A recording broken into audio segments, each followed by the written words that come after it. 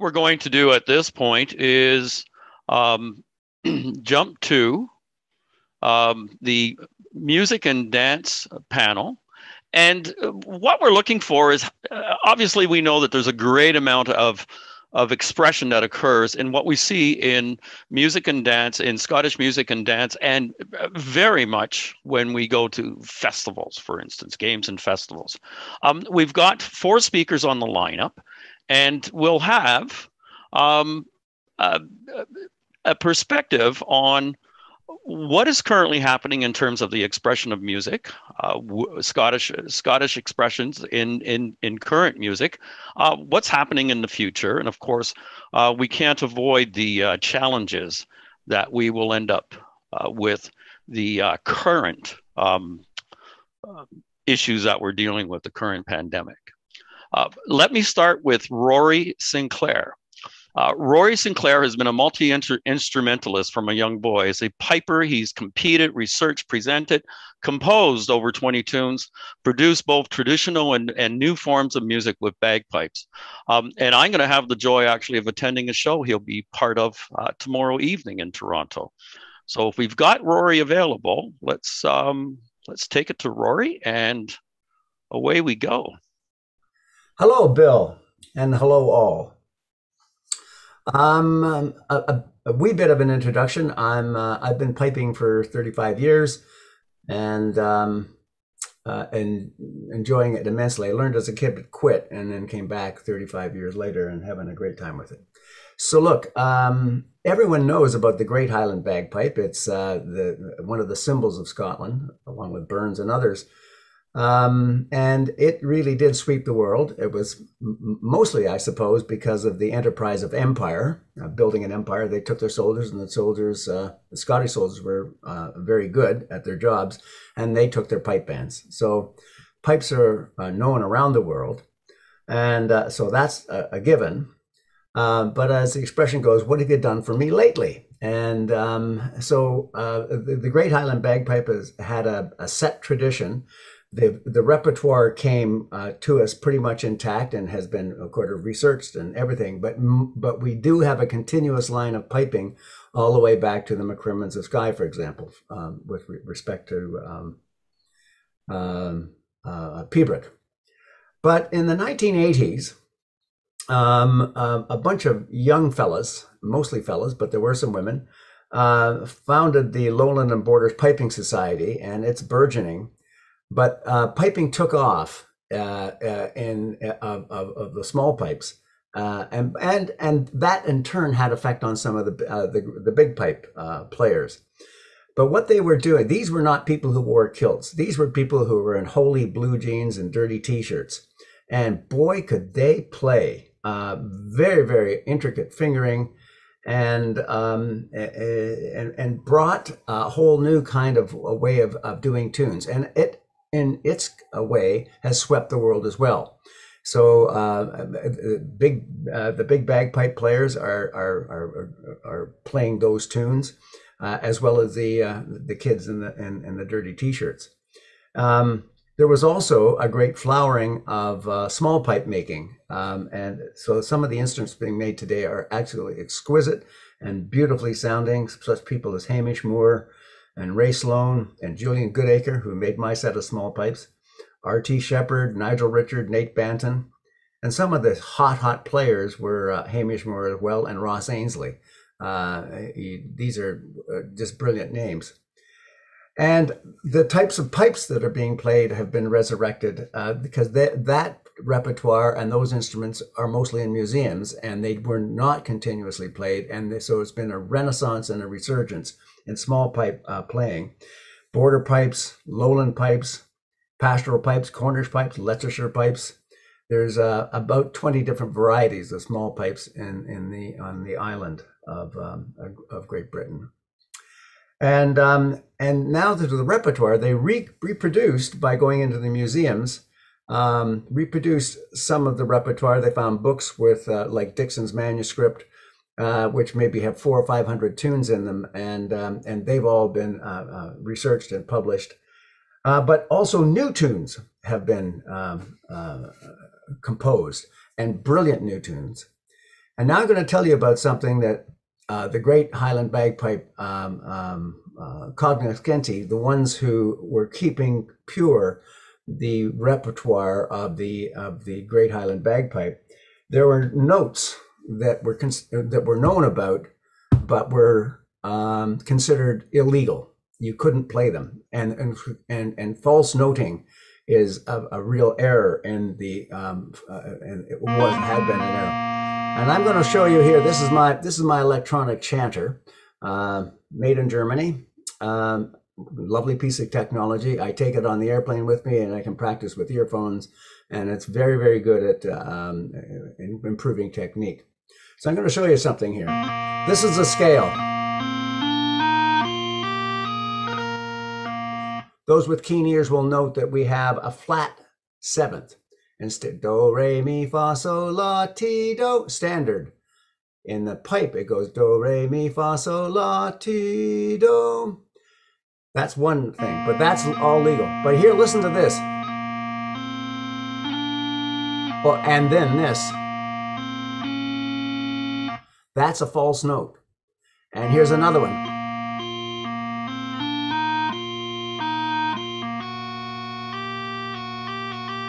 So these notes, these youngsters took to like ducks to water and wrote wonderful, wonderful tunes.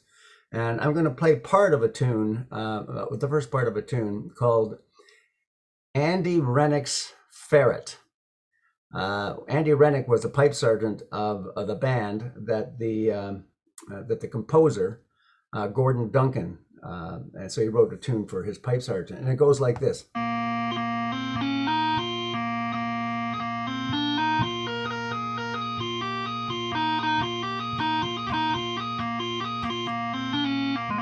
Hear that wonderful note?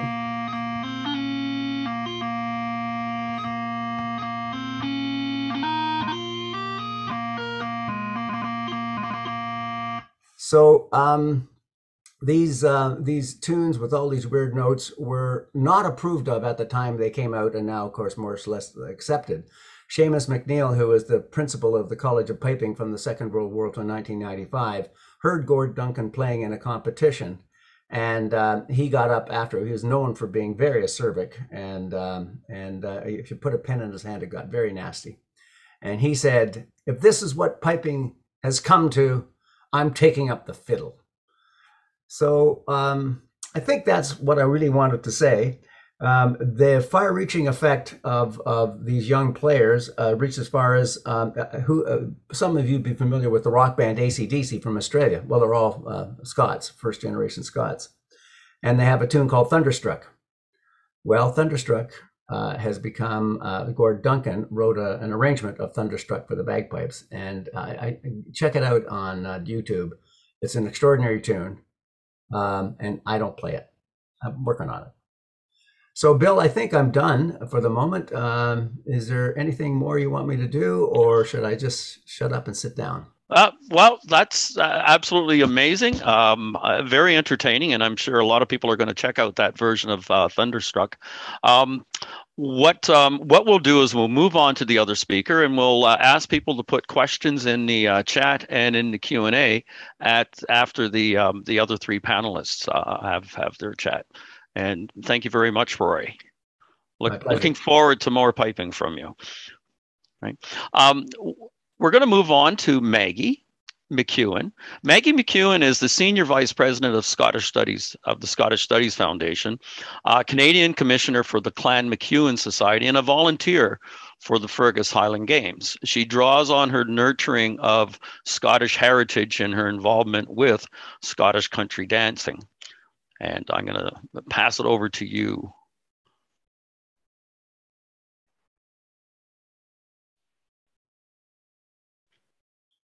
Go ahead, Maggie.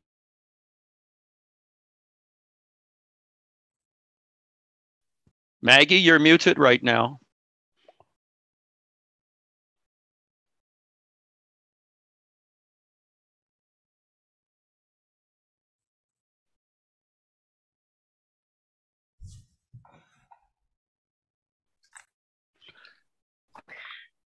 See if it lasts this time.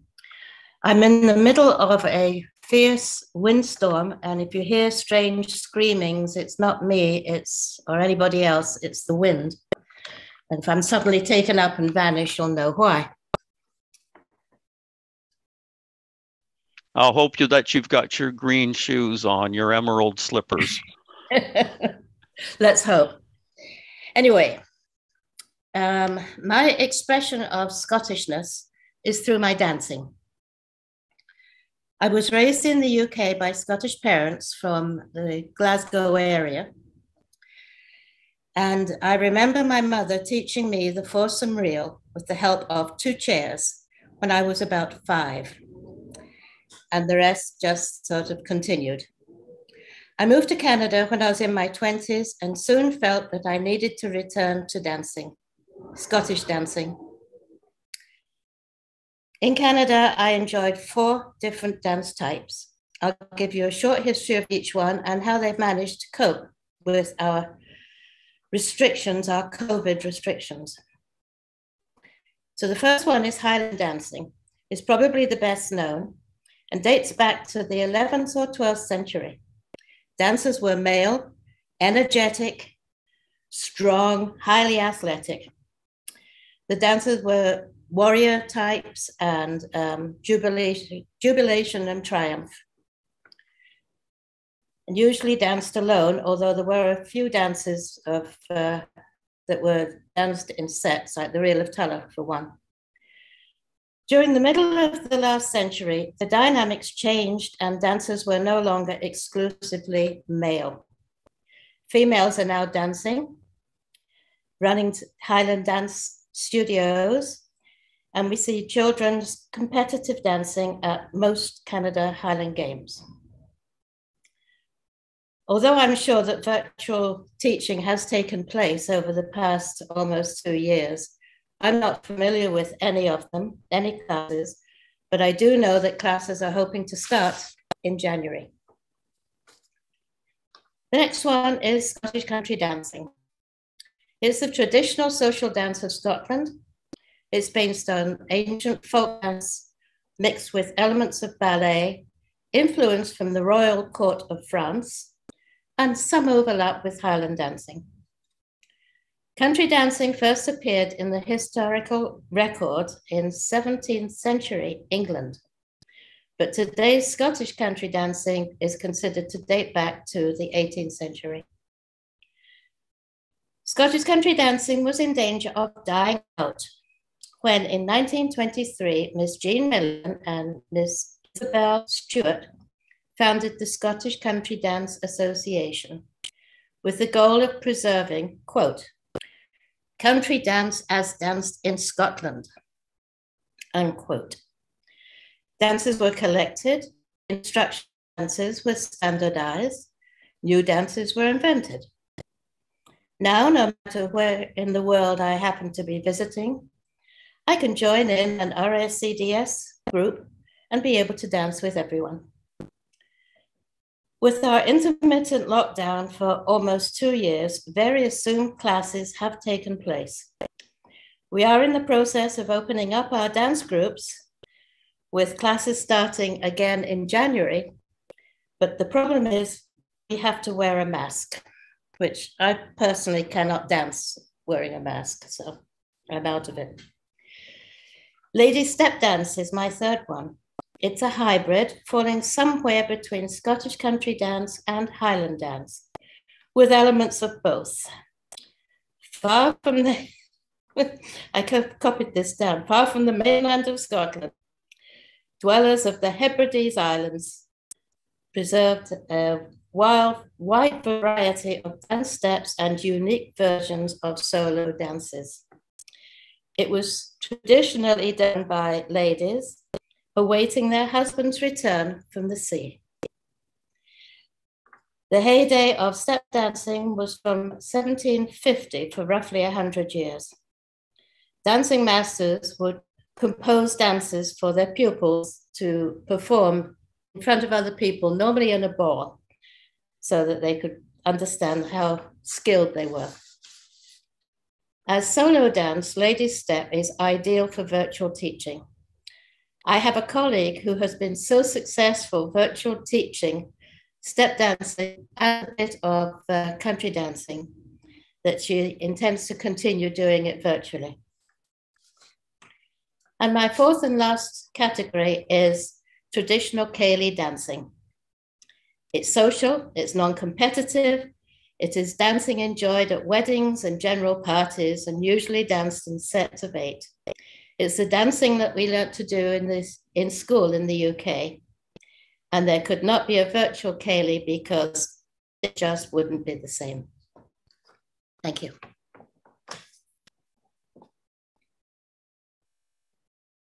I finished, Bill. Thank you very much, Maggie. We'll move on to Michael Reid. Michael is a member of ASF, has been an excellent participant in setting up the conference.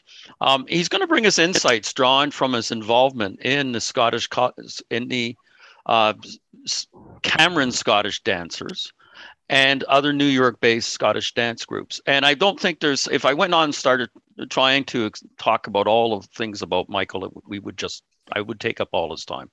So over to you, Michael. Thank you.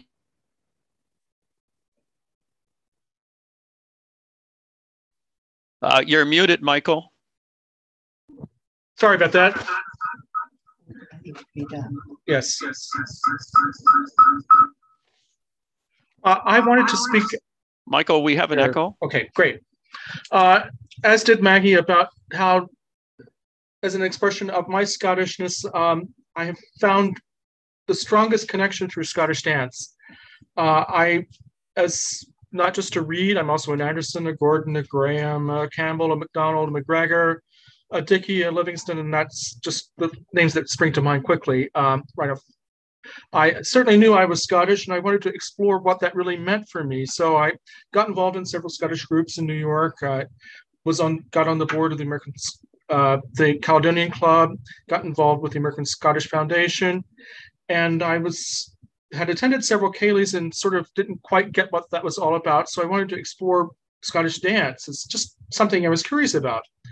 So I asked a friend of mine who was a Broadway choreographer what she would recommend in terms of finding out more about Scottish dance. And she recommended the group that met on Fridays at Fifth Avenue Presbyterian, which was the Cameron Scottish Dancers. And that was sort of my entree into really Scottish country dance. And I got very involved with them and got on their board. They're now defunct because they've lost their space to dance. But through them, I got also involved in the New York branch and in Scotia, which are the two other country dance groups in Manhattan. There's also a group in Brooklyn. There are two in Long Island. There's one in Westchester that are affiliated with the New York branch. So there's a lot of dancing sort of in the area that has been happening for many years. And there's certainly a global presence with the Royal Scottish Country Dance Society. There's chapters throughout Europe. There's even chapters in Hungary, Russia, and Ukraine. There's in Asia, there are chapters in Hong Kong and Japan. There's very active chapters in New Zealand and Australia. There have been at times active groups in Antarctica, but there are not any listed on the Royal RSCDS website at the moment. So, but virtually many places around the world you can do Royal Scottish Country Dancing using the techniques that they teach, learning all the dances whenever you're traveling. And it's a wonderful way to connect with people who, with a similar interest and continue to dance dances that you really like. So anyway, I got very involved there's a Monday night group, or has been normally a Monday night group. There has been a Thursday night group. With COVID, all that's shut down drastically. And we resumed doing during COVID with virtual dancing locally. There were invitations through our local groups to participate in area online parties and area online classes. And there was also a global class offered through the headquarters in Edinburgh, which had, I think, there was a class and a party a week, or an event. there was a Saturday dance, and I think there was another one midweek, maybe Wednesday nights, which has basically, there's still a weekly email, but the online dancing has virtually stopped globally through the headquarters. As there were a lot of us who did not like doing the Zoom dancing. There were a lot of other activities going on with the Zoom dancing. There were people present. There was a social portion of each class, and there were people speaking about topics that could connect you with Scotland and learning about Scottish culture and history. But it's just not the same when you're dancing with X number of ghosts. I mean, if it's just two of you dancing, it's a little more lively, but if it's just you and you're dancing with 6 ghosts or 5 ghosts or 7 ghosts or however many you are that would be in your set, it's strange. I didn't like it. My dog hated it. He screamed every time I tried to dance. So it was a frustrating way of dancing. And I was so glad when Scottish dancing started to resume back in May 4th, I think it was, the Brooklyn class resumed live. I rejoined them shortly after they began dancing again. And it was certainly wonderful. You had to be fully vaccinated. You had to sign up in advance that you were attending. There was no tea time which we had normally had with all the Scottish groups in New York up until COVID. So that the socializing hour or socializing portion of the class was reduced for certain. We did everybody had to bring water if they wanted to drink water or bring their own snacks. And you sort of really did need water because it's a very, very physically active form of dance because with all the hopping. Anyway, that group began and has continued dancing weekly. When we tried to resume in the fall in Manhattan, the groups found there were challenges not just with our own COVID regulations and trying to meet with whatever the city's regulations were, which were changing all the time, but also with our venues. So Scotia and the branch decided to merge, and they are now Dance New York Scottish, and they meet on the branch's night at Scotia's space. So that was the only way they could really actually meet, and has been successful. We've been going since the end of October. English country dance has just resumed this week, but with Scottish ingenuity, we figured out a way to do it much more quickly than the English groups did. So, especially with all of our engineers and mathematicians and physics professors that are so active in Scottish dance, we are delighted, and we've now had 2 parties. We've had one which was on Halloween, and we're having one next week. So we're very much looking forward to that. So it's great to be back dancing live here in Manhattan. That's wonderful news, Michael. That's excellent, and it's certainly encouraging to all of us that are still trying to struggle through local restrictions that seem to, like literally yesterday, I got something that was an email at noon hour for a dinner party later on in the evening, a church restriction. And it's just so frustrating. All of a sudden, boom, these rules show up. Let's jump over to who everybody knows very well because he's the technical guru that's really behind the scenes for what's going on. I'm going to pass the spotlight on to him. And thank you very much again, Michael. Good afternoon, everyone, and best regards to my fellow panelists and everyone who is at the Scottish North American Community Conference. Bill, you're on mute.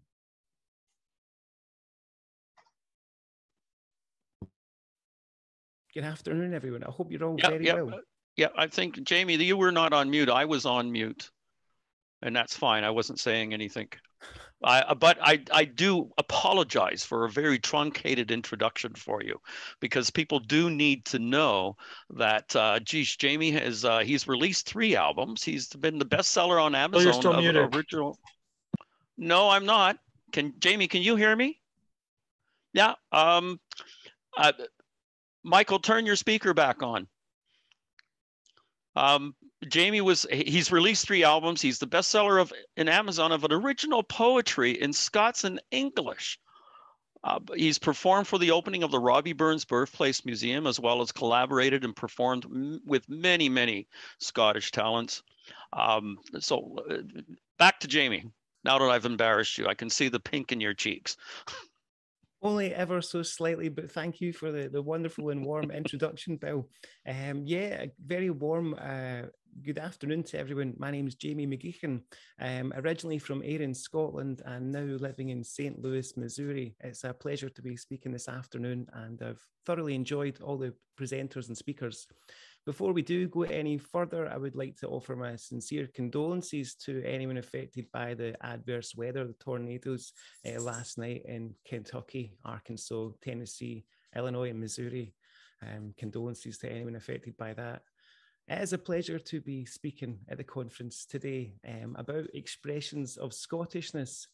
I am a musician, or someone who loves to play music, and certainly I feel I have a very fortunate insight into a wee bit of that, as I'm born in Scotland but now living here in the US, and I've had some really incredible opportunities at first hand to witness Scottish music being performed in the US, although not yet Canada. I'm hoping Canada will have me at some point. We'll see. For me, I've been so taken aback and continue to be by the level of passion, the breadth of talent, insight, and expertise in Scottish music across the US. I've had the privilege of attending and performing at a number of Scottish festivals, and it never fails to amaze me the level of insight that many born in the States have into Scottish music that I certainly don't have. One thing I would love to see is probably a more contemporary element at Scottish festivals here in the States. That would be incredible, because Scotland is such a diverse country. We have such a diversity in terms of music. And when I think about what is Scottish music, it includes hip hop, it includes rock music, dance music, so many interpretations of music. But I do know that there are many organizations in the US and Canada that do have an interest and a passion for contemporary Scottish sounds. Whilst I'll say there will always be a place for the traditional, certainly for me, it would be wonderful to see more contemporary interpretations. I have to say a huge congratulations and thank you to all organizations which offer scholarships to young musicians, whether they are based in the US or Canada or indeed Scotland. Those scholarships and opportunities do change young musicians' life. I think it's so important that we continue to develop those links between the US, Canada, and indeed Scotland. My very first time to perform in the US was thanks to the American Scottish Foundation, and it did change my life. Indeed, I am now living here. So I'm certainly someone who can speak from that perspective of gratitude for being afforded an opportunity. I think that's so important. So a huge well done to everyone across the community who provides those opportunities. You do change lives. I'm going to pass over now for our group discussion, but it's a pleasure to be here, and thank you very much.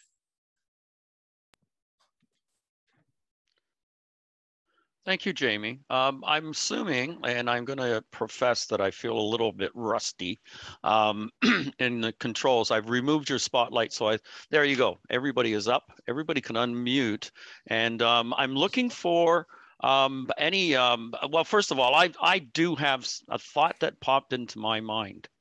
We've got dance, and dance needs music, but we've got music that's evolving.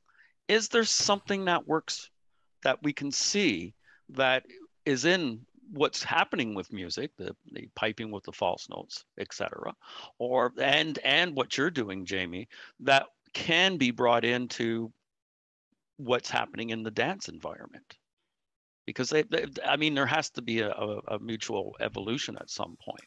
Does that make sense? Yeah, I think I understand your question. I mean, new tunes are being written every day, and with respect to dance, it's the meter that you need. Whether it's a jig time, then you're doing a 6/8. So people are writing new jigs, but I don't think you could do a freeform tune. Or I bet you people have done it, and then you're doing a dance performance, like a ballet or a contemporary dance form that could be done to a Scottish theme, more free flowing thing. But it's about the meter, because all this dancing is done to regular timing and certain number of bars of music for a particular dance. Do we have some thoughts from the dancer side? Well, there's certainly new dances being devised all the time, and the RSCDS puts out several books every year that are, some of them are just numbered. There's like a number, we're up into 40 something, right, Maggie? I'm not up to date on that. I really don't know. But then the branches publish their own books as well. San Francisco published one last year, I think, or the year before. So, but there are new dances being devised all the time. But they do have to fit certain meters, that's for sure. They have to be strathspeys or jigs or reels. I would say to chip in that evolution of our cultural forms is so important. You know, it's great to celebrate the traditional, but the evolution of culture and how we communicate it and interpret it, it needs to move forward, and it's a healthy thing. Agreed. I've got a zinger from left field to send to all of you in terms of a question. Where I normally see, as just a spectator, dance and music together would be in a musical. So what could somebody check out, or what should we look for, look to see coming, or what can you tell us about Scottish musicals that would provide that blend? Just to chip in again very quickly, there's a wonderful duo from Scotland called Noisemaker, who are a fantastic partnership, and they are award-winning musicians and have written musicals and been supported by Disney, for instance. They are absolutely fantastic. Please do check out Noisemaker, and I do believe they may actually be in New York in January. God willing. They also have a project that's now in development called Kaylee, so obviously about the dance form, so or the party form, as it were. The problem with Scottish country dancing and the rest of the ones that I was talking about is they consist in order to dance the way people used to dance. So it ain't gonna move. The music is wonderful, and the music can progress, and long may it still keep doing it, and please may it soon be real in this country. Well, that's an interesting point, and that's what I was aiming for with the piping. There is the great Highland pipe tradition that's very every grace note is written in, and you have to play all of it. And if you miss a grace note, then you go down. But then there's this more free form youngsters doing it and adding to the repertoire and notes.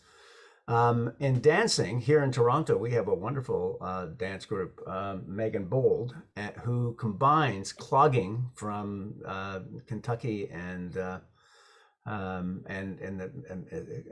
the U.S., clogging a style of dancing with Highland dancing, because they do Highland dancing, and they teach and it's wonderful because they can do clogging at the same time as you're doing what's the name of that dance?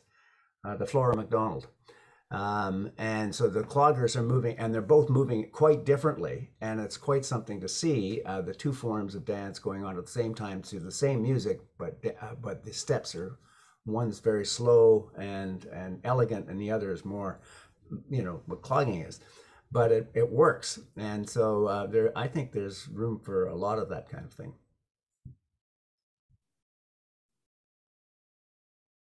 But is clogging Scottish? Not that I know of. It's step dancing in Quebec. There might have been a Scottish portion of it in Nova Scotia.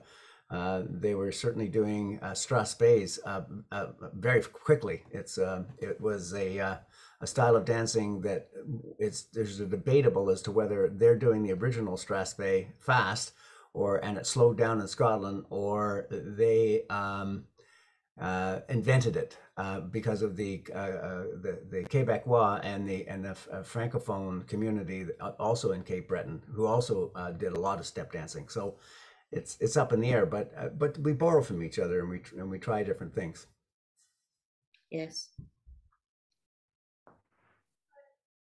It seems to be difficult at times, though, to actually follow the entire genealogy of the music in dance, because if we go back and look, there was a study I remember being done, or that somebody had done, that was trying to connect what was from people of Scottish heritage in the Appalachians with influences into more Southern spirituals. And I don't know. I didn't look at it myself, and I know I saw a great divide in terms of how convinced people were. Mm-hmm. But in the end, when you listen to what you hear, can be very, very, very influential, even if you're not a fan of it. You'll get those things, and that's what I suspect we will see. So, is it clogging Scottish? No, but could it have had some roots in it? Perhaps. I've got somebody's commenting here that saying that clogging was very much observed in Ulster Scots, north of Carolina, in the 1970s, and this person danced it as a girl in Northern Carolina. So is it an American corruption? Perhaps. Use a gentle word, Bill. Yeah, well, I know I'm quoting somebody. Oh, I see. Okay. We did have a question earlier on that I'm going to repeat the question and the one answer, that part of the answer for it. They asked to have a repeat of the manufacturer for the electric chanter that Gus was playing. Gus, well, I guess they know that's who Rory is. Yeah. They're also having a problem finding a bagpipe instructor in their area, Sarasota, Florida. So they're looking for recommendations on learning to play. But the chanter, do you want to explain who the manufacturer of the chanter is, Rory? Yeah, his name is Manfred Degger. He's a piper, and it's I'll pick it up and. So this is the small pipe sound, but you also get a Highland pipe sound.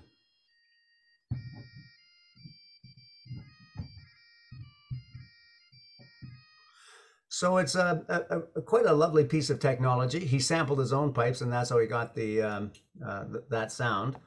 But it's also way more complicated. For example, he has the false notes, or the notes that you're not allowed to play, and he foresightfully, because he started making this in the 90s, and it's a terrific instrument. So you can find him online. Just look up Deger Degger pipe, and you can find out all about it. You can see the book of instructions, how it works, it also has a sliding key.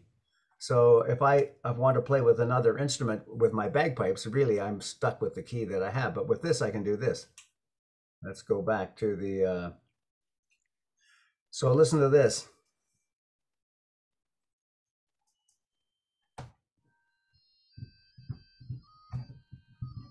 Volume is pretty low, Rory.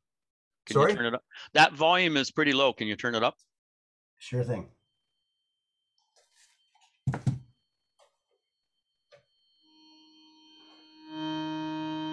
Is that better?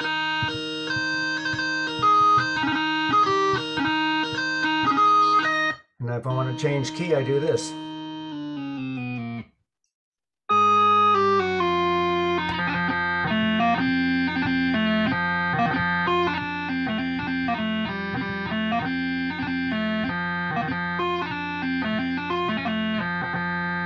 And I don't have to tune it. And the traditionalists will say totally illegal. Well, this? No. Or the tuning. I know many pipers who have these because of its the electronic nature of it. It works off the moisture on your hands. It's like a lie detector. You know, it completes the circuit, and it's very, very accurate. You can't fool it. And so in piping.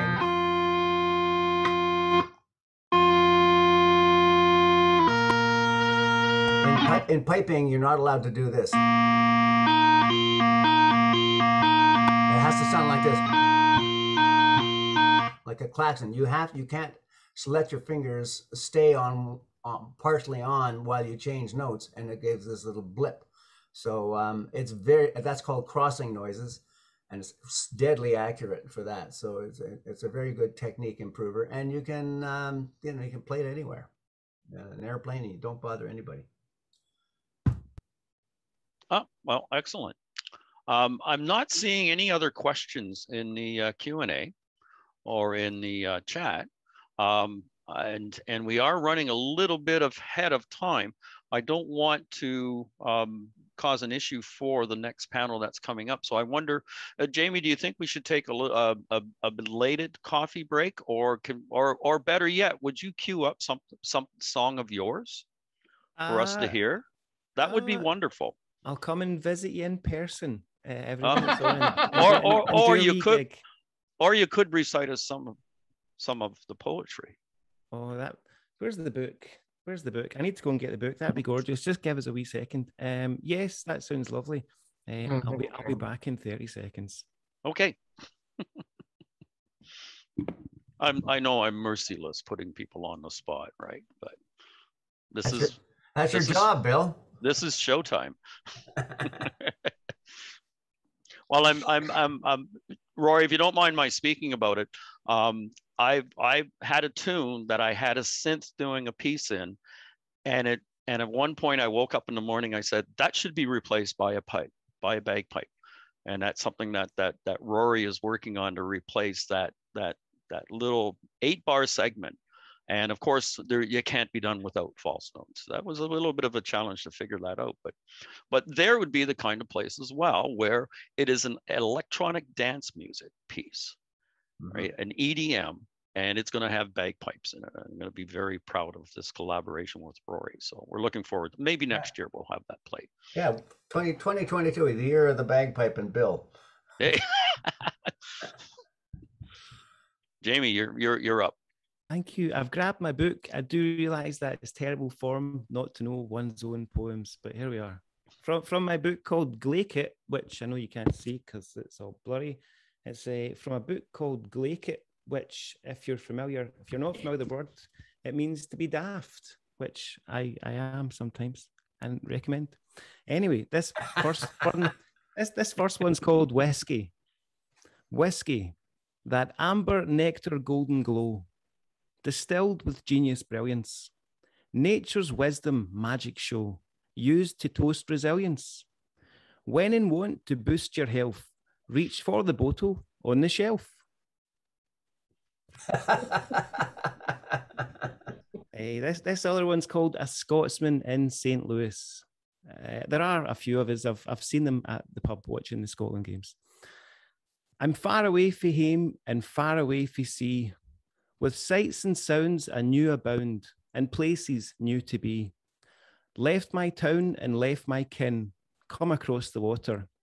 Take the hand of the man from Illinois' daughter. She is pretty, she is fair, though sometimes my heart it does despair. For my heart is surely a scupper, to be so far for a good fish supper. Thank you very much. For those that were interested in the question about the resource in Florida. I did post something to everybody from Cheryl Gowing. Thank you very much, Cheryl. But Jamie, that was excellent. Thank you, Bill. And looking forward to more of that. And now we know we need to have an extended poetry segment for the for it next year.